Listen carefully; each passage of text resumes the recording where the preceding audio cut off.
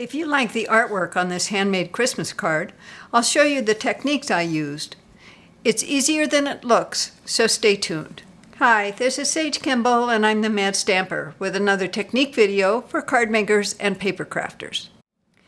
In this card, I've combined the Emboss Resist technique with the blended ink background and added a little shimmer to it to suggest snow. I'm using a piece of shimmery white cardstock.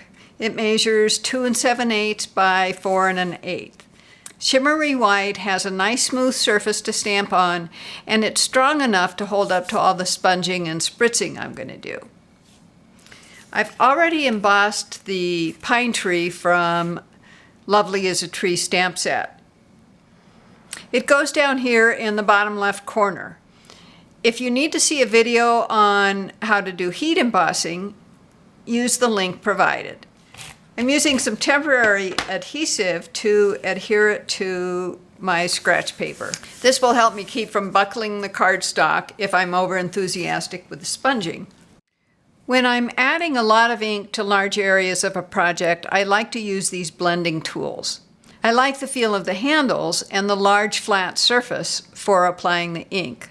Of course, you could do this technique with regular sponges if you prefer. You're going to be adding layer upon layer of ink with this technique, so use the sponging tool you're comfortable with. I'll leave a link under the video where you can find the blending tools on Amazon, as well as one for the frost white ink I use later in the video.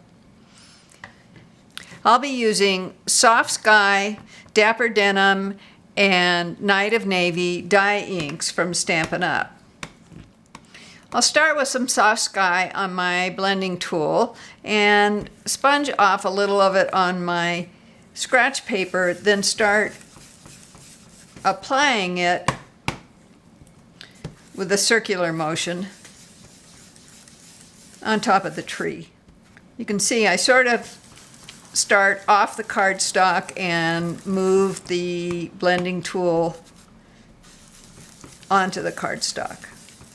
And the blended ink technique works best with lots of layers of ink on your cardstock. So that's enough of this Soft Sky for now. I'm going to save this sponge and use it again if I want to add more Soft Sky later. Next, I'll add some Dapper Denim. This acts as a transition color between the Soft Sky and the Night of Navy. And you can see I'm blending it into the edge of the Soft Sky. Now I'm going to use Night of Navy, but I don't need to change the sponge because they're both dark blues, and I'm going to be blending the colors anyway. So now I want to add plenty of Night of Navy to get a really dark sky. So I'll just keep adding layer upon layer until it's as dark as I want it. Now, I like how dark that's getting, but I want to go back over some of these areas with the Soft Sky so that the edges between the colors aren't so distinct. And you can see how that kind of blends things together a little better. Because this is Emboss Resist technique, I'm going to wipe any excess ink off of the embossed pine tree. Next, I'm going to do some spritzing, and I have one spritz bottle that's just plain water and one that is Tsukaniko Frost White ink with a few drops of water in it to thin it enough to get through the nozzle. And it's best to do this with the bottle parallel to your cardstock.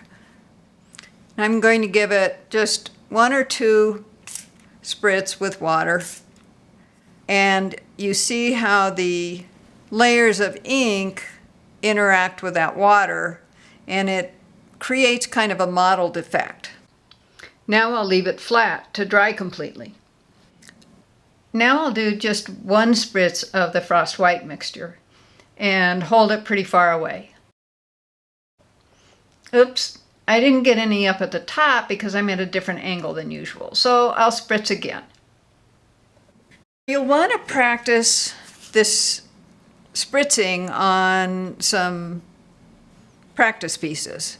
So, like, here's just a piece of Night of Navy cardstock that I practiced on to get a sense of the spray pattern.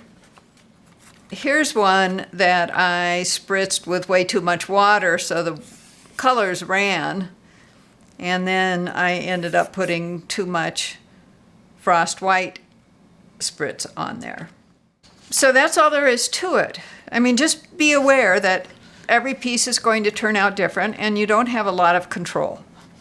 Now you can put this artwork on your handmade card with whatever mats and backgrounds you want to use. Thanks for watching. Please like this video, share it with your friends, and leave me a comment. For more inspiration and instructions, be sure to sign up for my newsletter at www.stampingmadly.com.